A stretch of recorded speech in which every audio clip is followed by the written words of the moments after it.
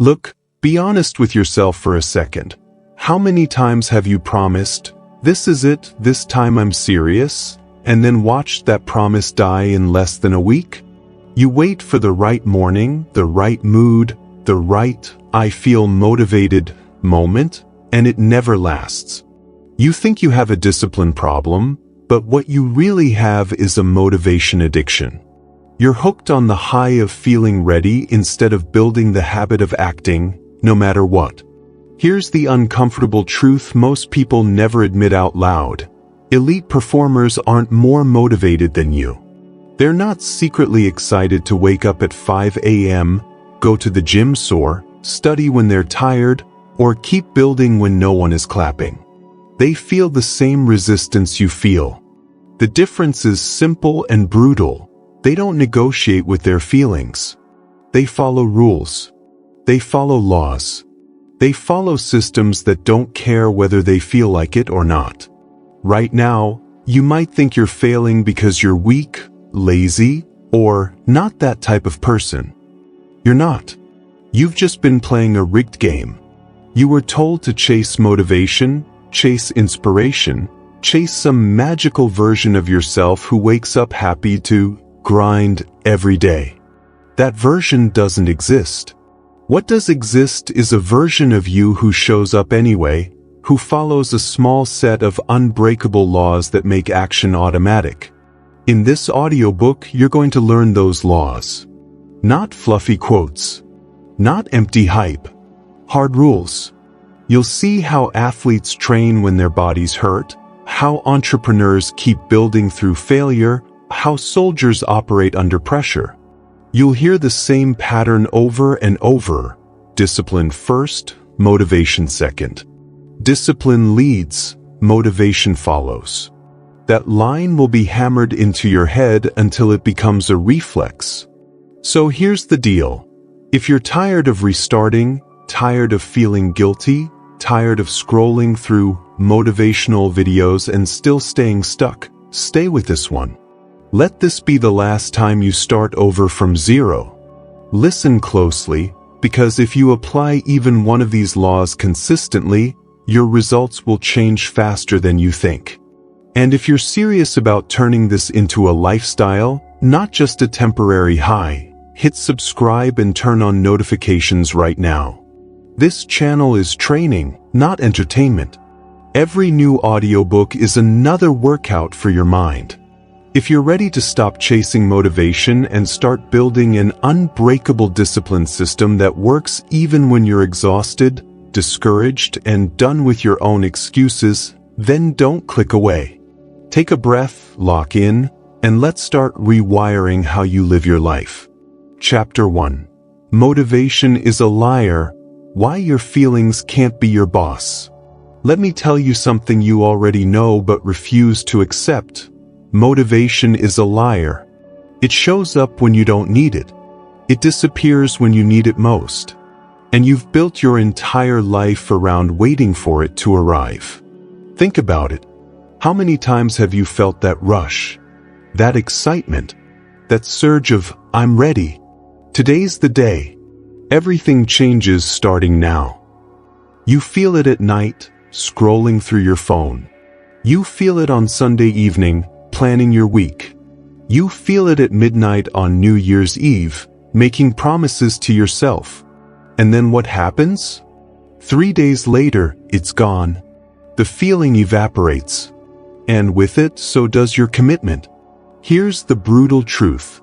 Motivation is just an emotional spike. That's all it is. It appears and disappears based on your sleep, your stress levels, your hormones, the weather, whether someone complimented you today or ignored you, a random song that pumped you up, a video you watched. Motivation is completely, entirely dependent on external and internal circumstances you cannot control. And you're betting your entire future on something that unstable. This is insane. But almost everyone does it. Your brain releases dopamine, that feel-good chemical, and you think that's your signal to begin. You think that emotional high is permission to start working toward your goals. So you wait for it. You scroll through motivational videos. You listen to pump-up speeches. You're basically a drug addict looking for the next hit of motivation so you can finally take action. Meanwhile, elite performers? They're doing something completely different. They don't wait for the feeling. They don't negotiate with their emotions. They recognize motivation for exactly what it is: temporary data. Not a command. Not permission. Just data. A Navy SEAL doesn't wait to feel motivated before jumping into freezing water at 4 a.m. An elite athlete doesn't wait to feel pumped before training when their body is sore and their mind is tired. A billionaire entrepreneur doesn't wait for enthusiasm before making a difficult business decision. They all understand the same principle. Motivation is a visitor. Discipline is a resident. The visitor shows up sometimes, stays for a day, maybe two, then leaves. But the resident? The resident is there every single morning, every single night. The resident doesn't care if you're tired or unmotivated. The resident shows up anyway because that's what residents do. You've been treating your commitment like a guest. You roll out the red carpet when you feel like it. You're nice to it when the conditions are perfect. But the moment it gets inconvenient, you kick it out. Then you wonder why nothing changes. Then you wonder why you always restart. But here's where it gets interesting. Look around at people who actually change, who actually build something, who actually transform their lives. They all share one thing in common. They stopped waiting to feel ready. New Year's resolutions crash by February because people wait for that January 1st motivation. They feel it. They ride the wave for 2 weeks. Then real life happens. The motivation dies. And they quit because they're waiting for the next emotional spike. It never comes with the same intensity. Gym memberships explode in January. The energy is there. The feeling is electric. Everyone's pumped. Then by week 3, the energy cools. The feeling fades. And 80% of people quit because the motivation left. The other 20%? They don't care about the feeling anymore. They show up because showing up is non-negotiable. Diets fail by day 5. Study plans get abandoned when the initial excitement wears off. Side projects die. Big dreams get shelved. All because people are waiting for a feeling that's not coming back. But the people who succeed? They flip the script. They act first. Then the feeling follows. This is the key insight you need to absorb right now. You don't feel your way into action. You act your way into feeling. You show up to the gym tired. You don't feel like it. But you go anyway. And halfway through, something shifts. Your energy increases. You get into it. The feeling shows up, but only after you've already made the decision to act. You write even though you're not inspired. You study even though you don't feel motivated. You make the call even though you're anxious. And then, in the process of doing it, the feeling arrives. This is how it actually works. This is how elite performers operate. They understand that motivation is unreliable, so they build systems that don't depend on it. Now, let's talk about your identity. Because this is where the real transformation happens. Right now, you probably tell yourself, I'm just not that motivated. I'm not that disciplined. I'm not one of those people. You've accepted this story. You've built your identity around not being motivated. But starting today, that story ends. From today, your feelings are data, not commands.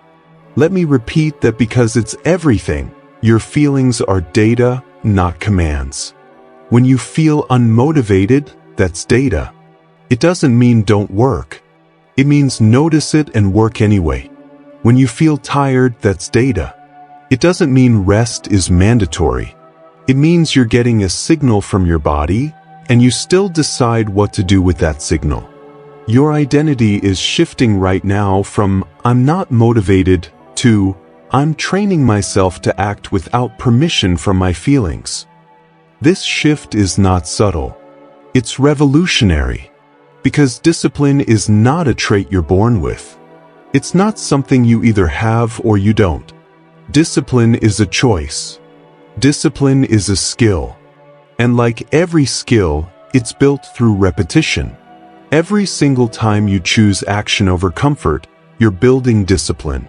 Every single time you ignore the feeling of resistance and move forward anyway, you're rewiring your brain. Every single time you show up when it would be easier to quit, you're training yourself to be reliable. You're not waiting for motivation to give you permission anymore. You're giving yourself permission to act. And here's the thing nobody tells you: this is the only path forward. There is no motivation that will last forever. There is no feeling that will carry you to the finish line. But there is a version of you that can act regardless of how you feel.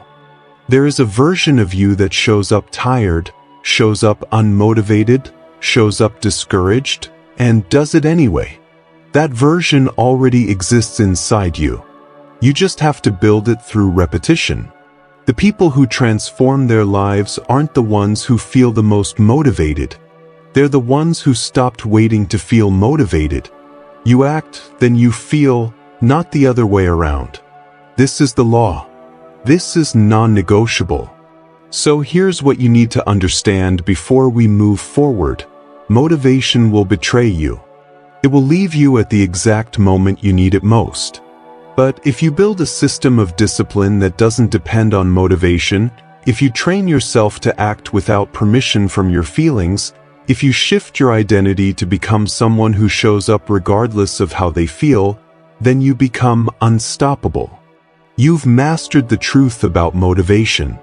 Now let's talk about the first real law that changes everything.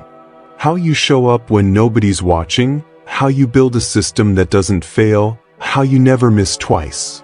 Let's dive deeper. Chapter 2, Law 1. The non-negotiable rule. You show up, always. This is the first real line in the sand. Law 1 is simple and violent to your old habits. You show up, always. Tired? You show up. Busy? You show up. Sick, unmotivated, discouraged? You show up.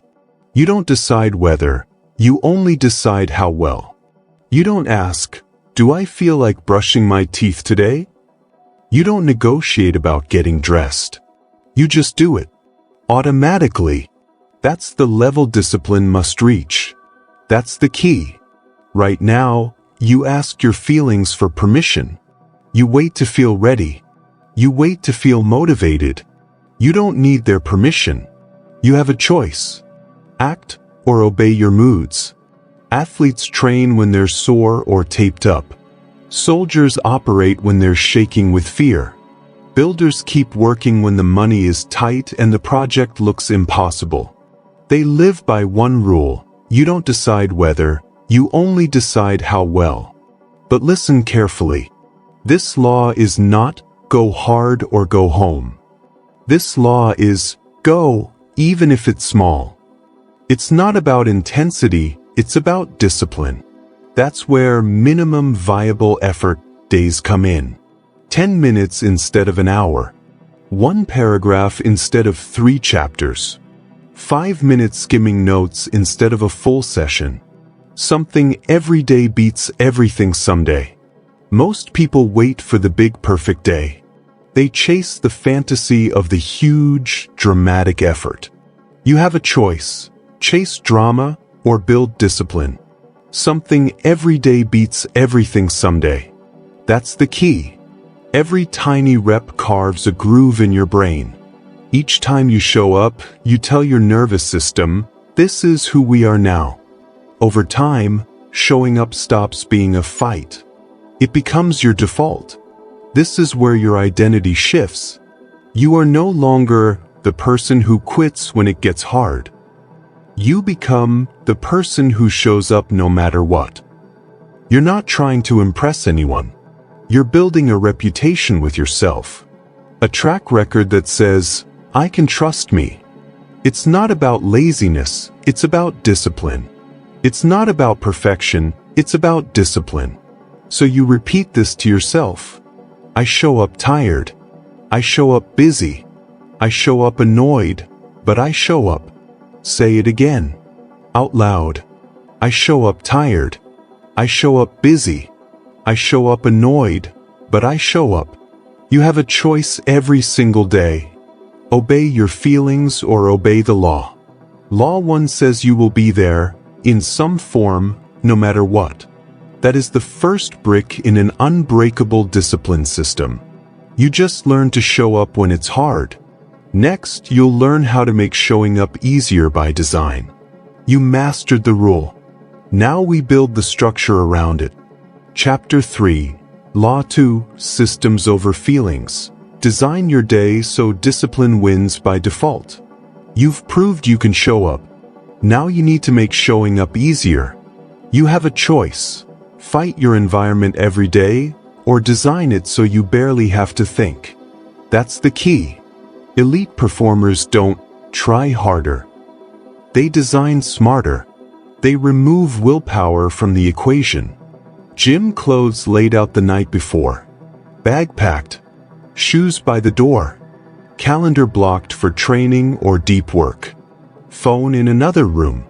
Notifications off. The system does the heavy lifting. Don't trust your willpower, trust your systems. Look at your life right now. Phone on the desk. Snacks in sight. TV 1 click away. Couch calling your name.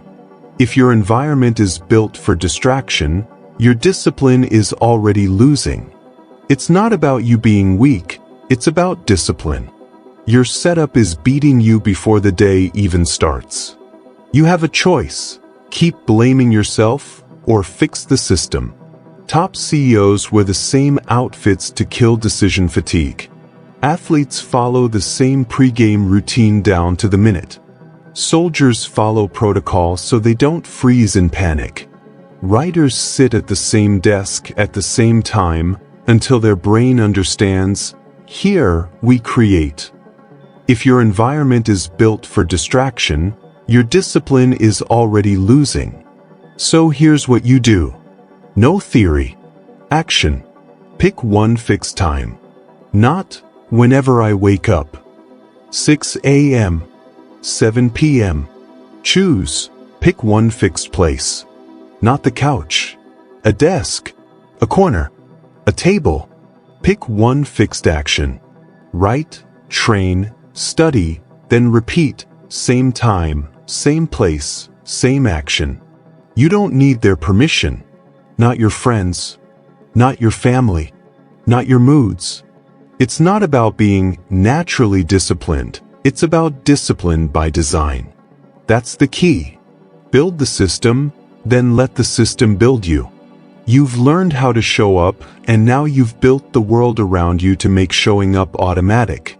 Next, you need one more safeguard. How to protect the chain when life punches you in the face. Chapter 4. Law 3. The 48-hour rule. Never miss twice. Perfection is killing you. You think one miss means you ruined everything, so you burn the whole system down. You have a choice. Treat a slip as proof you're a failure, or as feedback you adjust from. That's the key. Here's the truth. One cheat meal does not destroy your diet.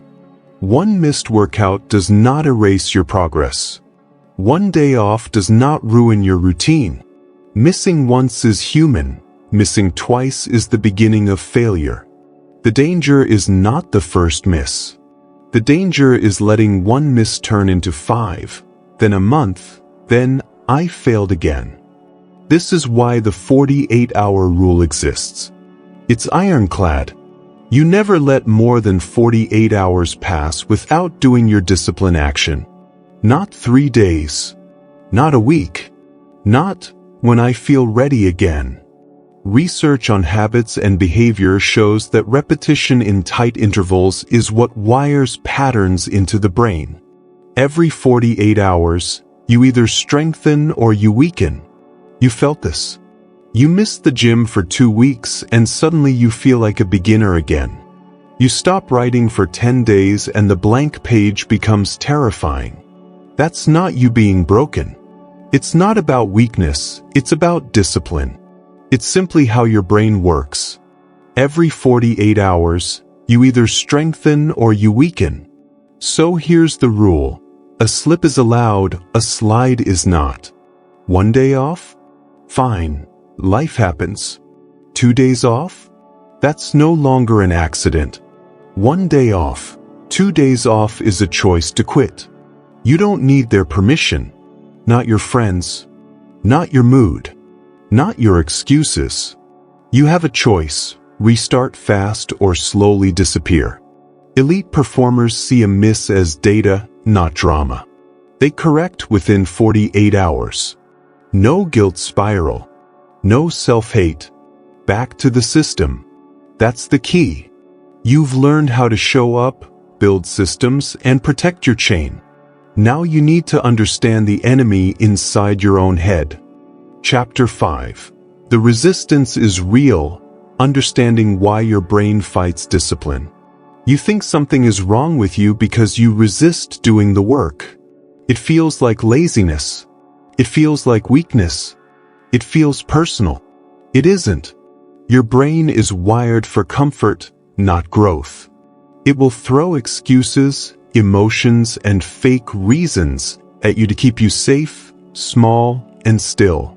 Hard things burn energy and risk failure, so your brain screams, no, that's the key. This resistance is not a sign you're doing something wrong. It's proof you're doing something right. When you feel that pull to back off, to scroll, to delay, you are standing at the edge of growth. The pain you feel is the price of becoming someone new. You have a choice: retreat to comfort or pay the price of change. Resistance wears masks. It looks like laziness, but underneath it's fear. It looks like procrastination, but it's really perfectionism and terror of not being good enough.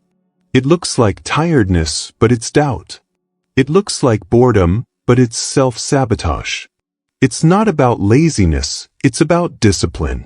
Your job is not to eliminate resistance. You can't. Your job is to act anyway. Feel the resistance and do it anyway. Here's what you do. When you feel that heavy, sticky, I don't want to, you name it, this is resistance. You cut the story. Then you move. 5 push-ups. 1 paragraph. 2 minutes of study. You have a choice. Every time you push through, you prove you're stronger than your excuses. That's the key. You don't need their permission, your fear, your doubt, your old identity. Elite performers talk about this all the time. Athletes call it the mental game. Soldiers call it pushing through the suck. Entrepreneurs call it the grind. They all know one thing. The feeling passes in minutes, but the regret of quitting can last decades. 30 seconds of discomfort or 30 years of regret? Pick one. You just learned what resistance really is, and that it's supposed to be there when you're growing. Now that you understand the enemy inside, it's time to attack one of its favorite lies. Wait for the perfect moment. Chapter 6. Stop waiting for the perfect conditions. Start now with what you have. You've been stalling behind one lie. I'll start when things calm down.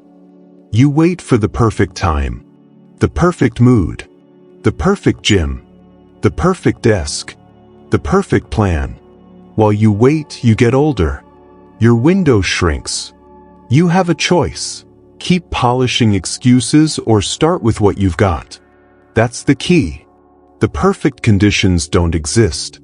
And if they did, they wouldn't make you disciplined. They'd make you dependent. Dependent on comfort. Dependent on convenience. Dependent on everything going your way. It's not about circumstances, it's about discipline. Waiting for perfect is just another word for quitting. Look at how real builders work. Steve Jobs started Apple in a garage, not a fancy tech campus. J.K. Rowling wrote in cafes with one drink on the table, not a private office. Athletes train in parking lots with no equipment when they have to. Soldiers sleep in mud and still execute. Entrepreneurs build entire businesses from a cheap phone and shaky Wi-Fi. They didn't wait until conditions were perfect. They couldn't. They understood one thing: ready or not, action beats preparation every time. Your first week of discipline will be ugly. Your form will be off. Your setup will be messy. Your study spot will be noisy good. That's how it's supposed to look. The moment you move anyway, your brain gets a new message. We act now. We don't wait. That's how identity and habits begin to rewire, through repeated imperfect action, not through endless planning. You don't need their permission, not your fear, not your perfectionism, not your ego that wants to look impressive on day one. You have a choice: start imperfect or die perfect. One of these will be true. That's the key. You've stopped waiting and started moving. Now it's time to see what all this discipline actually gives you. Real power, real confidence, real control. Chapter 7. The hidden benefit of discipline, power, confidence, and control. You think discipline is punishment, suffering, restriction. It's not. Discipline is the fastest path to real confidence. Every time you do what you said you'd do, you prove one thing: you are reliable. Your word means something. You can trust yourself. That's the key. This is real power, not fake confidence, not empty affirmations. Power is self-trust. When you know you'll show up, when you know you can handle discomfort, when you know you won't quit, you walk through life differently. Shoulders higher, voice steadier, decisions cleaner. Discipline is the currency of self-respect. People without discipline feel trapped, powerless, stuck. They feel at the mercy of their job, their moods, their past, other people's approval. But the truth is simple: they just haven't built proof yet. The moment you follow through on your own commitments, something cracks. You realize, I can do hard things. I can build this. I'm not stuck. Research on habits and self-efficacy backs this. Repeated small wins change how you see your own capabilities. You don't find confidence, you build it through repetition. You have a choice. Keep chasing confidence hacks, or earn it the hard way by keeping promises to yourself. It's not about low self-esteem, it's about discipline. You don't need their permission, not your past, not your parents, not your old failures. You decide who you're becoming now. Watch elite performers closely. They move differently. They negotiate differently. They don't beg. They don't shrink. Why? Not because they're special, because they know what they're capable of. They've proven thousands of times that they can handle pressure, failure, resistance, and still execute. That knowledge is unshakable. Discipline builds the version of you that doesn't need motivation. That's the key. Discipline gives you quiet, grounded power. Power over yourself. And once you have that, life stops happening to you and starts happening through you. You've seen what discipline gives you on normal days. Now you need to see what it looks like when everything is falling apart. Chapter 8. Discipline under pressure, when everything is falling apart. Anyone can be disciplined on a good day. The real test shows up when everything collapses at once. Stress, anger, grief, bills, family problems, bad news. This is when most people break their promises to themselves and hide behind the excuse, life got hard. You have a choice. Use chaos as a reason to quit, or use chaos as the reason you refuse to. In crisis, you don't need perfection, you need presence. Real discipline isn't proven when the schedule is clear and your mood is great. Real discipline is proven when your plan is shattered and you still show up at 20%. Not your best, not your strongest, but present, moving, refusing to disappear. It's not about flawless performance, it's about discipline. That's the key. Think about it. A soldier injured in the field doesn't stop being a soldier. They adapt. An athlete with a nagging injury doesn't stop training. They modify. An entrepreneur staring at bankruptcy doesn't stop building. They cut, pivot, simplify, but they move. Your discipline is only real when it costs something to maintain. You don't need their permission, your fear, your stress, your sadness. Those emotions scream, "Not today. You can't handle this." You have a choice: believe them or prove them wrong with one small act. 5 minutes of work, 10 minutes of movement, one call you don't want to make. Behavior research shows that keeping even tiny routines during crisis protects your sense of control and identity. The routine becomes an anchor when everything else is unstable. You don't feel strong, but your actions quietly prove that you are. In darkness, your discipline is the lighthouse. The people who emerge from crisis stronger are not the ones who stopped everything until life calmed down. They are the ones who did what they could, with what they had, at the level they could manage. When the storm passed, they didn't have to rebuild from zero. They just had to scale back up. One small, stubborn habit kept their identity alive. So when everything is falling apart, remember this. In crisis, you don't need perfection, you need presence. Show up at 20%. Show up messy. Show up shaky. But show up. That's the key. You've learned how to keep your discipline alive in the darkest moments. Now it's time to turn that survival into unstoppable forward motion. Chapter 9. Building your discipline legacy, creating momentum that never stops. Point 1. After weeks and months of consistent discipline, something miraculous happens. Motivation shows up on its own because you've built momentum, because your identity has shifted, because your body now expects this action at this time and craves it. The motivation wasn't the cause, it was the result.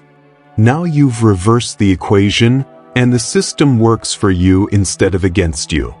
Recurring phrase: discipline in the beginning, momentum forever. Point 2. This is when discipline becomes invisible because it's not a struggle anymore. It's just who you are, like brushing your teeth or getting dressed. You don't decide to show up. You show up because not showing up would feel wrong. This is the point where most people quit sharing their process because the transformation is already complete and they've moved on to bigger challenges. Recurring phrase: discipline ends when identity begins.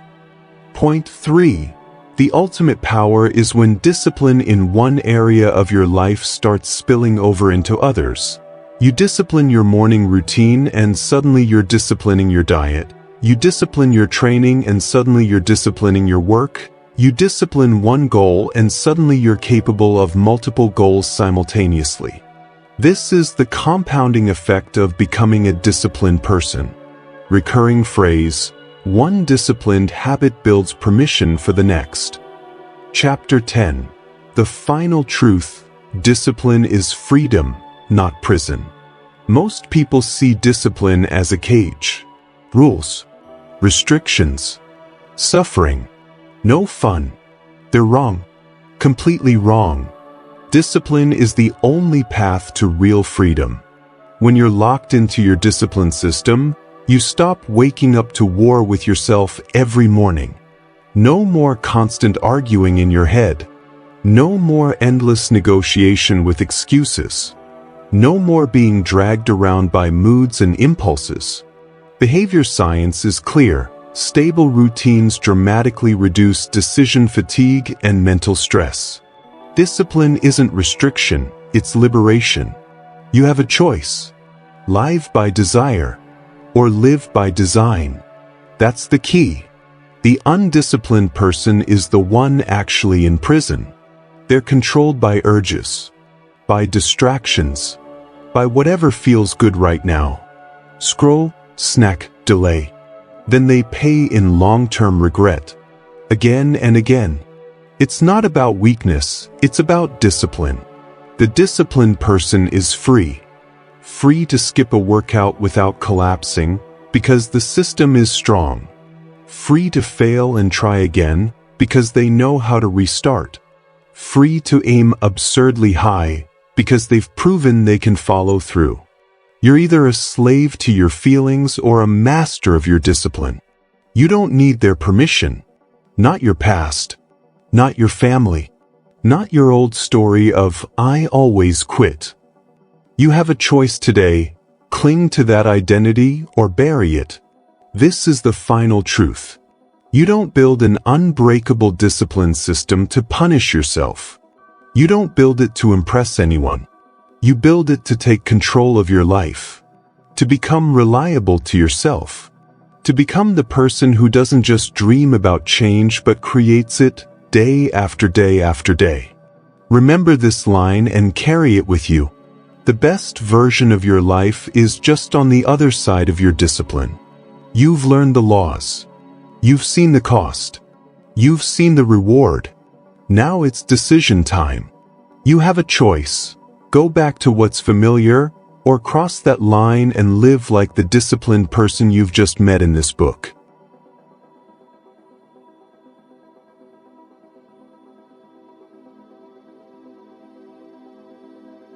Here's what you now understand. Motivation is temporary, discipline is permanent. You've learned the 3 laws. Show up always, build systems that win by default, and never miss twice. And you know that these aren't suggestions, they're non-negotiable. You've seen how resistance proves you're growing, how perfect conditions are a myth, and how discipline builds unshakable confidence in yourself. You know that elite performers aren't different from you. They're just committed to a system while you're still waiting for a feeling. But here's the thing. Knowing this and doing this are completely different. You can listen to this audiobook 10 times, you can agree with every word, you can feel pumped up and ready to go, and then tomorrow you'll wake up and face the same resistance you faced yesterday. The difference between someone who changes and someone who stays the same is not knowledge, it's execution. It's the person who chooses the hard thing, not once, but every single day. So here's your challenge. Pick one discipline goal starting today, one workout time, one study block, one creative hour, whatever matters most to you right now. Not tomorrow, not Monday, not when conditions are perfect. Today and then tomorrow, show up again. And the day after. And the day after that. Miss once? You're human. Miss twice? You know what to do. Get back in within 48 hours. That's it, that's the entire game. This is your invitation to stop being someone who knows and start being someone who does. The version of you that builds this discipline system is waiting on the other side of your commitment. Go build it.